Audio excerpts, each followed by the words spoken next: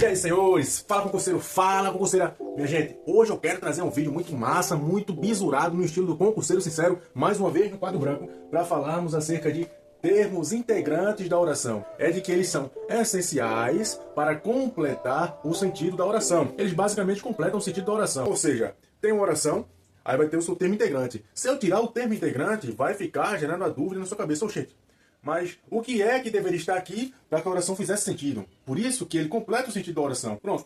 Comprei o livro que ela tanto queria. Se eu pegar aqui e apagasse, o que é que fica? Só eu comprei. Se eu chegasse para você falar comprei, você vai perguntar, comprei o quê? Comprasse o quê? O que foi que você comprou? O livro que ela tanto queria. Ou seja, o livro que ela tanto queria está completando o sentido da oração. Daqui para lá, eu vou ter a complementação do sentido da oração, certo? E aqui, ó, o livro é o meu objeto direto, que é um tipo dos termos integrantes da oração. Isso aqui foi só explicação, um conceito muito básico do que são os termos integrantes da oração. Nós temos o objeto direto, o objeto indireto, o complemento nominal e o agente da passiva. Desses quatro, o objeto direto e o indireto são os mais simples, certo? E o agente da passiva e o complemento nominal são um pouco mais extensos. No entanto, também são muito simples. Eu até já falei um pouco, talvez você já tenha uma noção, mas o objeto direto é aquele que acompanha um verbo transitivo direto sem exigir preposição. Foi aquele exemplo do livro. Comprei um livro que ela tanto queria. O livro que ela tanto queria vai ser o objeto direto do verbo comprar, que é um verbo transitivo direto. Por isso que não está exigindo preposição para fazer sentido.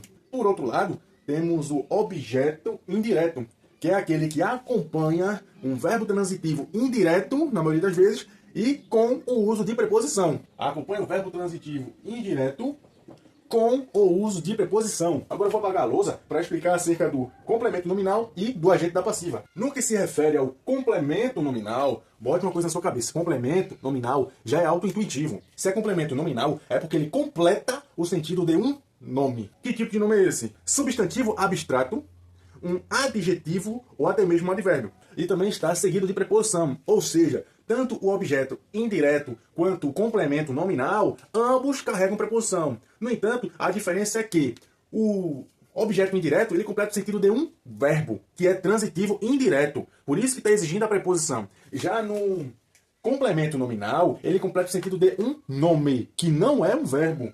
E esse nome pode ser um substantivo abstrato, adjetivo ou advérbio, e também está seguido de preposição. Por que eu estou frisando isso? Para você, quando ver lá na sua questão o uso da preposição, e se você tiver na dúvida, não acabar confundindo objeto indireto com complemento nominal.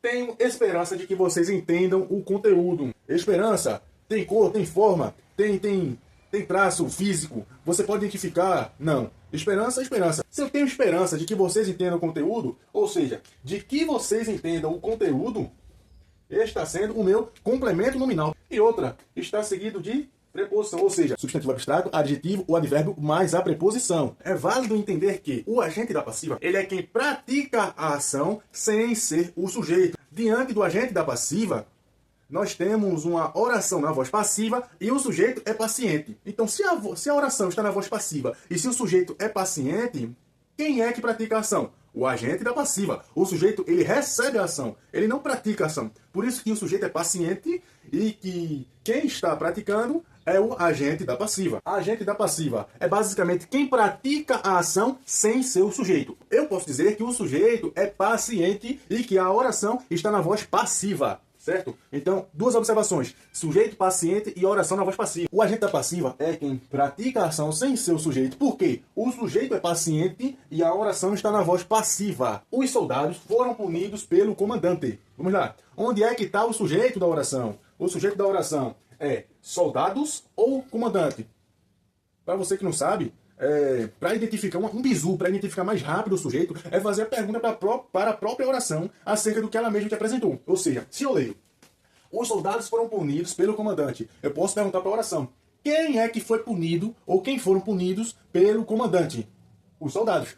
Então, os soldados é o nosso sujeito. Os soldados é o sujeito. Sujeito. Mas os soldados é o quê? Um sujeito paciente. Por quê? Porque eles não estão praticando a ação, eles estão recebendo a ação. Qual é a ação? É a punição. E os soldados estão sendo punidos por quem? Pelo comandante. Então, o comandante, ele é quem está exercendo, está praticando a ação de punir os soldados. Se o sujeito é paciente, Então, quem está fazendo alguma coisa acerca do sujeito é o agente da passiva, que nesse caso é o comandante. Então, o comandante é o agente da passiva. Se temos o sujeito paciente, temos também o agente da passiva, e a oração como um todo está na voz passiva, porque o sujeito não está exercendo a ação, ele está recebendo a ação. Foi basicamente isso. Vamos recapitular. Objeto direto é aquele que acompanha o verbo transitivo direto sem exigir preposição. Positivo.